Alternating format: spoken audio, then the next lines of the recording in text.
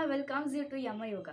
इस वीडियो में हम लोग सूत्र नीति के बारे में सीखेंगे, जो षटकर्मा का एक पार्ट है। षटकर्मा महर्षि घेरण की घेरण संहिता में मेंशन्ड है to clean your internal body. यहाँ षटकर्मा की एक सीरीज चालू की है जिसमें हमने ऑलरेडी जल नीति और त्राटक मेडिटेशन सीख लिया है। अगर आपको जल नीति और त्राटक मेडिटेशन सीखना है, link in description, go and learn जल नीति एंड त्राटक मेडिटेशन फर्स्ट। जल नीति करने के बाद आपको सूत्र नीति सीखनी है। हर षटकर्मा का अपना अपना बेनिफिट होता है। सूत्र नीति करने से आपके इंटरनल नेजल स्किन में क्या क्या चेंजेस होते हैं, आपको उससे क्या बेनिफिट होते हैं, वो इस वीडियो में हम लोग पहले सीखेंगे। उसके बाद सूत्र नीति करने की कोशिश करेंगे।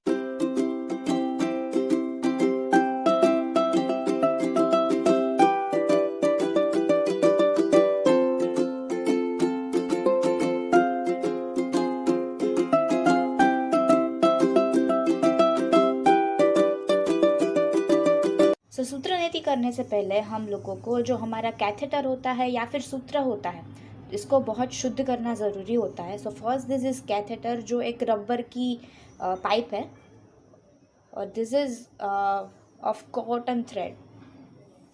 इसका जो आगे का हिस्सा होता है वो पूरा मोम का बना होता है, और ये जो है वो प्रॉपर रबर ही है। रबर की पाइप को आप लोगों को वार्म वाटर में साफ़ करना होता है, जिसको हम स्टरिलाइजेशन भी कह सकते हैं। इसको भिगो के रखें for 5 to 10 minutes, so that अगर इसमें बैक्टीरियाज है जो आप नाक में ये जब पाइप डालोगे तो बैक्टीरियाज आपको अफेक्ट ना करें। और सेकेंड थिंग, अगर आप इस मोम को गर्म पानी से धोते हो तो ये पिघल जाती है, ये फिर किसी काम की नहीं रहती। उसके लिए हम लोगों को उसमें घी या फिर ऑयल यूज़ करना होता है।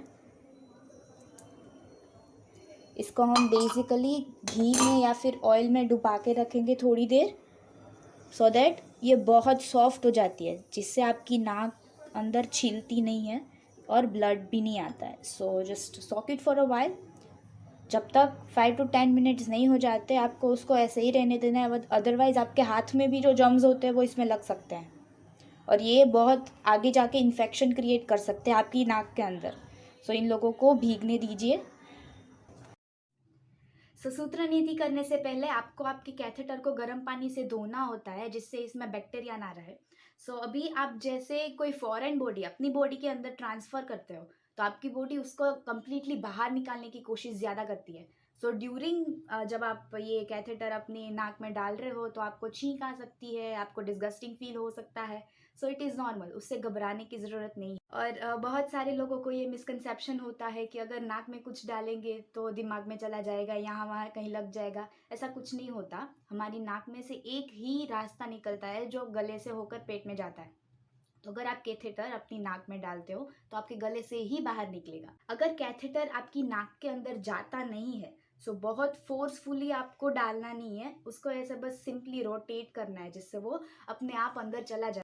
अगर आप कैथेटर अंदर डाल रहे हो और आपको गले में कैथेटर फील हो जाता है, पहली 2 फिंगर से आप अपने कैथेटर को मुंह में डाल के बाहर निकाल सकते हो, या फिर फर्स्ट फिंगर और थंब का यूज करके ऐसे भी खींच सकते हो। Let's do it.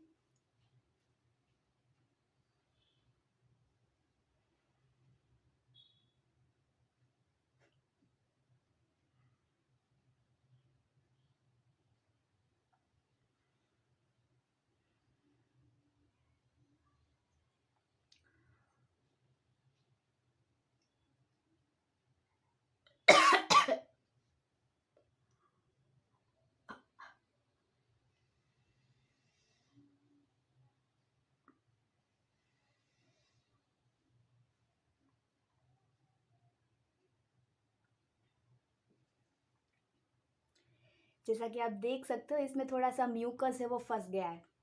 मैंने जैसे बताया था आपको कि ये बहुत रबर की नली जैसा होता है। आप अंदर जो म्यूकस होता है वो इसमें फंस जाता है। आपको अगर कफ प्रकृति है तो ये आपके लिए बहुत अच्छा है। आप सेम दूसरी नाक में भी ट्राई कर सकते हो। आई नो कि ये करने के बाद आपको आंसू आएंगे, डिस्गस्टिंग फील होगा, कभी कभी खांसी भी होती है, तो इट्स वेरी नॉर्मल, उससे कोई घबराने की ज़रूरत नहीं है। दूसरे नाक में भी आप सेम ट्राई कर सकते हो। सूत्र नीति करने के बाद भी आपको कैथेटर को धोना होता है, जिससे आप नेक्स्ट टाइम जब भी सूत्र नीति करो तो आपको इन्फेक्शन ना हो।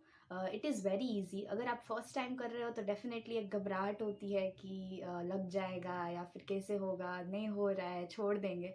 But it is really beneficial. अगर आपको कफ प्रकृति है, वो पूरा कफ आपका बाहर निकाल देता है। और ये प्रैक्टिस आपको कोई योगा इंस्ट्रक्टर के अंडर में ही करना है। अकेले अकेले फर्स्ट टाइम ट्राई मत कीजिए। और if you find this video useful, please like share and subscribe, और अपनी फैमिली मेम्बर्स में भी सबको शेयर करिए। थैंक